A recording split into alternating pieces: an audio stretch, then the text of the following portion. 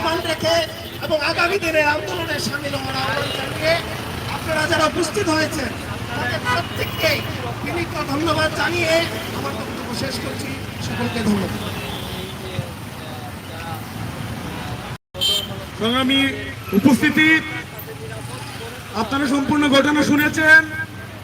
মানববন্ধনের এই পর্যায়ে বক্তব্য নিয়ে আসবেন শিক্ষক নিরঞ্জন সরকার। নবীগঞ্জ উপজেলা গজনাইপুর ইউনিয়ন ভূমিকেতু ইউনিয়ন পরিষদ চেয়ারম্যান ইমদাদুর রহমান তার সহযোগী কর্তৃক পরিবারের সম্পত্তি এবং গ্রেপ্তার এবং দাবি মিথ্যা মামলা ইউনিয়নের তারালিয়া গ্রামে শুভ্র গ্রুপ এবং সুচিত্র গ্রুপের পরিবার এটি মুক্তিযোদ্ধা পরিবার। এরা দুজন শাহজালাল বিশ্ববিদ্যালয়ের প্রাক্তন শিক্ষার্থী। এই মুক্তিযোদ্ধা পরিবারের ভূ সম্পত্তি দখল করার জন্য এই সংখ্যালঘু পরিবারের উপর স্থানীয় ইউপি চেয়ারম্যান ইমদাদুর রহমান মুকুল এবং তার সন্ত্রাসী বাহিনী ন্যাক্কারজনক হামলা করেছে। দীর্ঘদিন যাবৎ এদের পরিবারকে উৎখাত করার জন্য, এদের সম্পদ দখল করার জন্য পায়তারা করছে। আমরা সিলেটে যারা বাম প্রগতিশীল বিভিন্ন রাজনৈতিক দলের নেতৃবৃন্দ এবং শাহজালাল বিজ্ঞান ও প্রযুক্তি বিশ্ববিদ্যালয়ের এমসি কলেজ, মদন মোহন কলেজের শিক্ষার্থীরা সমবেতভাবে আজকে আমরা রাস্তায় দাঁড়িয়েছি।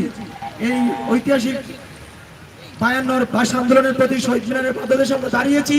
সিলেটবাসীর প্রতি আমাদের আহ্বান, এদেশের সংখ্যালঘুদের উপর যে বর্বরচিত হামলা একটার পর একটা হচ্ছে তার একটা জলযন্ত্র সাম্প্রতিক উদাহরণ হচ্ছে এই ইউপি চেয়ারম্যান মুকুলের আক্রমণ।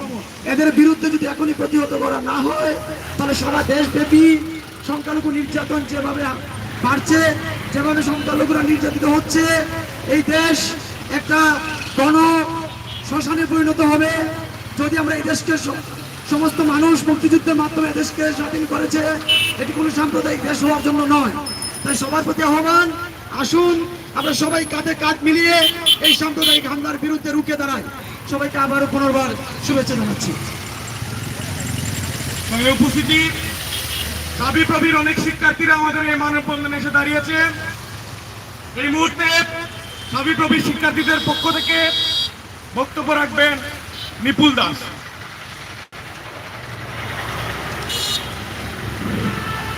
আজকে আমরা এখানে দাঁড়িয়েছি অত্যন্ত দুঃখভারাক্রান্ত মন নিয়ে।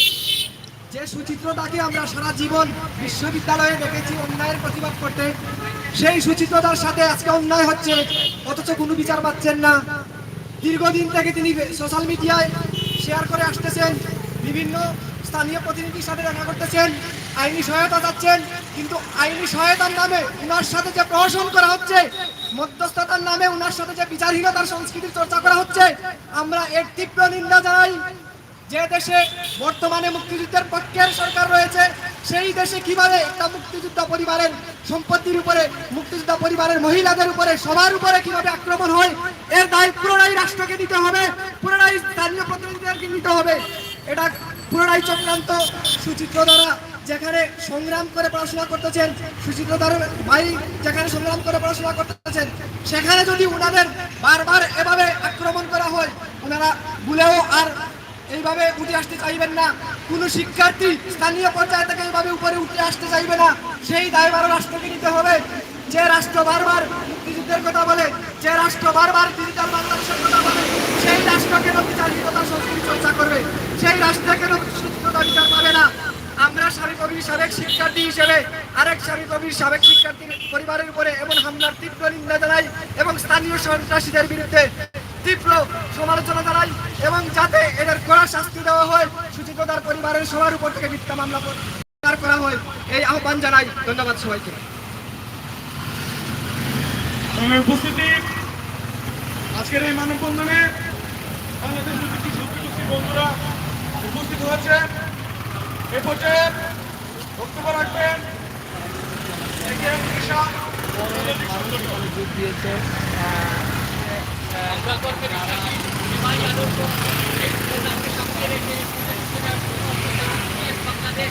এসেছি নবীগঞ্জের চেয়ারম্যান ইমদাদুর রহমান মিলনের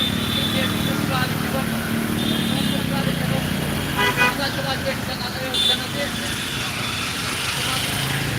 সমাবেশে দেশের প্রগতিশীল মানুষকে আমার সংগ্রামী শুভেচ্ছা জানাচ্ছি।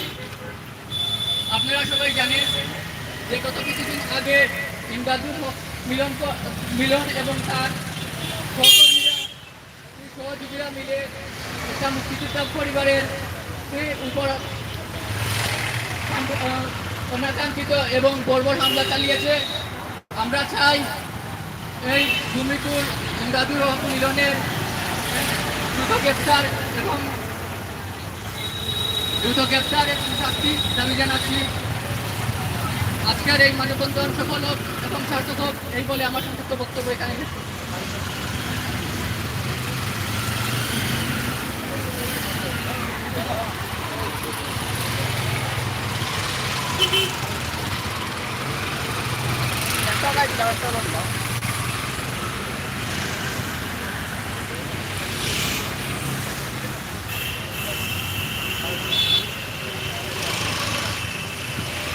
সংগ্রামী উপস্থিতি, এই পর্যায়ে বক্তব্য রাখবেন বাংলাদেশ ঐতিহ্য শিল্পী গোষ্ঠীর কোষাধ্যক্ষ সন্দীপ দেব।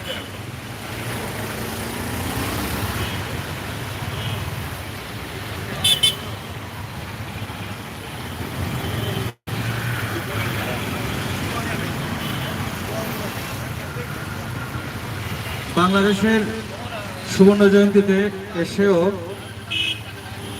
আমরা দেখতে পাচ্ছি মুক্তিযোদ্ধাদের পরিবারের এই ভূমিকাগতদের আক্রমণ, নির্যাতন, এটা আসলে সরকার কোন দিকে কোনভাবে আমাদেরকে কোন দৃষ্টিতে আমাদের কাছে ক্ষমা চাইবে সরকার, আমরা বুঝতে পারছি না। আমরা নিজেরাও আসলে নির্যাতিত সবাই এই সরকারের কাছে। এই 2022 সালে এসে মুক্তিযোদ্ধাদের পরিবারে এইভাবে আক্রমণ, নবীগঞ্জের আমাদের সহযোদ্ধা সুচিত্র গুপের বাসায়, এটা আমরা মেনে নিতে পারছি না।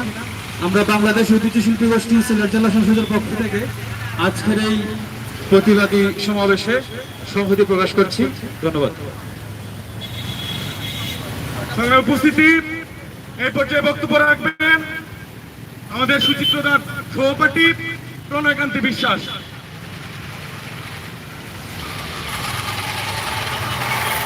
সম্মানিত উপস্থিতি, আজ অনেক দুঃখ ভরাক্রান্ত মন নিয়ে আপনাদের সামনে এসে হাজির হয়েছি।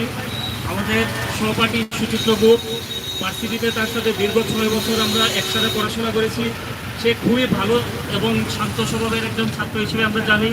তার ভাই শুভ্র গুপ, সেও শাহজালাল ভার্সিটির একজন স্টুডেন্ট। তারা দুইজন খুবই নম্র স্বভাবের এবং ভালো স্টুডেন্ট হিসেবে পরিচিত। সুচিত্র এবার 41তম BCS এর রিটেন পর্যন্ত দিয়েছে, একজন মেধাবী ছাত্র সে। কিন্তু আজ পরিকল্পনা করে সুচিত্রর জায়গা জমি দখল করার জন্য এই কুচক্র তাকে ফাঁসানোর চেষ্টা করছে। সামনে তার BCS এর ভাইবা আসতেছে, এইটা প্ল্যান করে তারা এই মামলা আসলে দিয়েছে। এখন জিনিসটা হচ্ছে, আপনারা সবাই যে যার অবস্থান থেকে যতটুকু পারা যায় চেষ্টা করবেন যেন এই নিরীহ দুইটা ছেলে এই ঝামেলা থেকে মুক্তি পেতে পারে। ধন্যবাদ সবাইকে।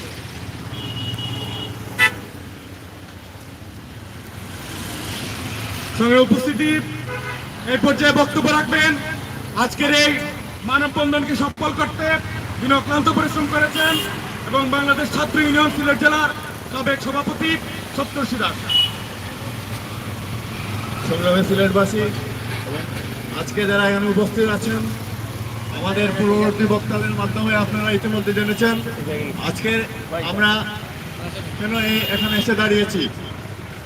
আমরা দেখতে পাই সারা দেশের মেধাবী শিক্ষার্থীরা যখন BCS ভাইবা বা রিটার্নের জন্য প্রস্তুতি নিচ্ছেন, আমাদের শাহজালাল বিজ্ঞান ও প্রযুক্তি বিশ্ববিদ্যালয়ের মেধাবী শিক্ষার্থী সুচিত্র গুপ তার পরিবারকে নিয়ে তাদের বসতভিটা ছেড়ে বাইরে থাকতে হয়।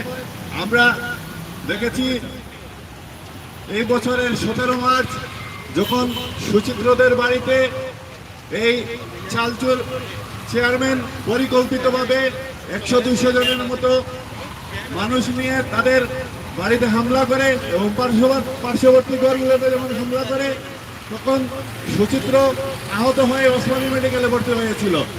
আমরা সেই সময় জেনেছি সুচিত্ররা যখন